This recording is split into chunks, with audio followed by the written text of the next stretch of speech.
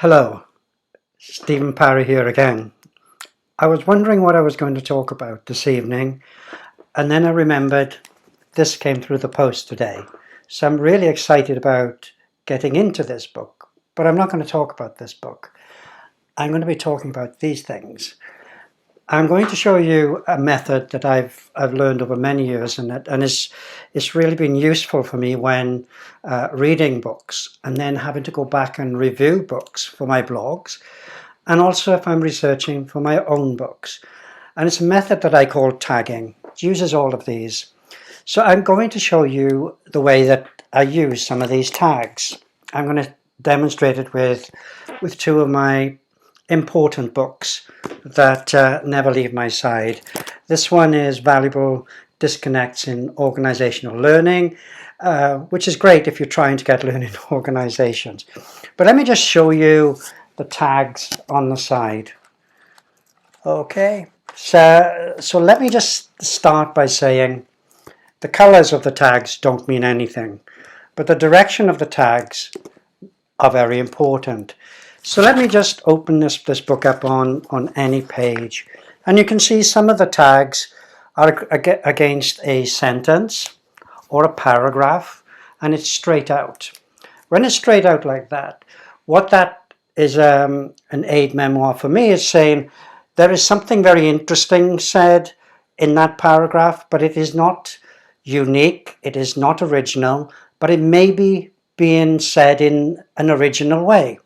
So that's very useful. So this helps me with reviewing the book later on and going to some of the key points. You will also see some of the tags, like this yellow one here and this green one, they're flagging up like the old signals in on the railway. Going up means this is a very interesting point and it's new. Well, it's new to me at least, and I think that's a very important point. There'll be other times, less so in this book, but in other books, where the tag is going down. And I will probably profoundly disagree with that. I think that would need more explanation. It's a big claim, and there's unsubstantiated evidence for it. So I'm doing that as I go through the book. The other thing that I do then is, having read the book, maybe a month later, I will read the book again, but only the tagged areas. Now, something unusual happens when this is done. If you do it soon enough after reading the whole book, you tend to read all those tags in a much broader context of the book, so you get better recall of the book. But it doesn't stop there. If you look at the top, you can see there are these tags. And what that means, let me just get one of the tags out for you. It means quite simply that that is a very interesting page.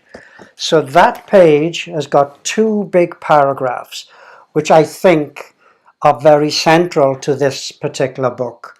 And again, if I was reviewing this book for one of my blogs, I might pick out those sections. So what I do is, for those sections that are really good, a month after, 2 months after reading this, what I then do is just read the pages with the tags. And I find I have a very good recall of what's in this book when I write the review, or if I need to do research for an article or a book that I'm writing, and I know which book it's in, I can go straight for there. But that's not all. On the bottom of the page, okay, the bottom of the book, are the sections where there were lots of things that I thought were a little bit weak. There were claims that I didn't think were justified. And this is one of my favorite books, and it's a very influential book on me, but you must be critical of the good stuff and the bad stuff as well. So let me just show you on another important book to me.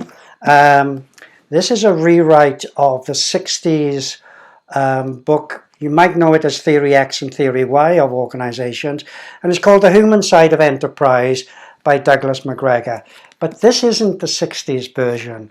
This is a modern, updated version placed in today's environment. So how did these ideas from the 60s and how are they manifesting themselves in the world today?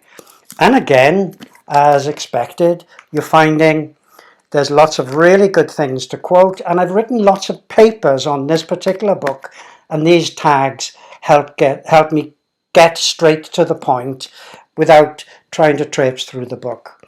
Now, for those of you who like electronic books, you can tag them in pretty much the same way. You can highlight them in different colors, but in that case, I would use the color scheme to denote whether it's an original statement or a statement that you like but said in a compelling way, or if you disagree, and which sections of the book are really the strongest.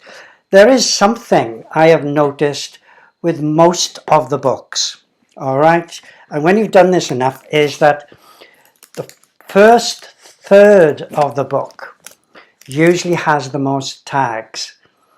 And I find that fascinating because as the book goes on, the tags get less and less. So you can draw your own conclusions from that. When I'm with clients and or I'm coaching with students, I recommend these books. And in the days when we could be on site with them, I would put those out. And they'd always ask me about the tags. And they always come back afterwards and says, yes, you recommended this book, but can I borrow your book, the one with the tags? And I say, no, that cost me a lot of money to do that. Not just in tags, but in time and research. I hope you found that useful. If you've got any ways that you tag or recall books, please add them to the comments, and I'd like to see your opinions. So that's it for now. I'm now going to start reading this morning, noon and night. Why? Because it's been recommended by a really great fella I know. Thank you very much.